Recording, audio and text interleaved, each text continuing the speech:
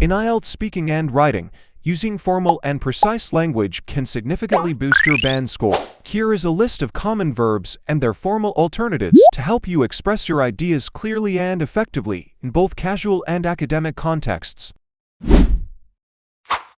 Think of, envision. I think of a better future for everyone. I envision a better future for everyone. Go over, review. Let's go over the report before submitting it. Let's review the report before submitting it. Deal with, handle, manage. She knows how to deal with pressure. She knows how to handle pressure effectively. Talk to, communicate with. You should talk to your supervisor about the issue. You should communicate with your supervisor regarding the issue. Work out, resolve. They are trying to work out the problem. They are trying to resolve the issue.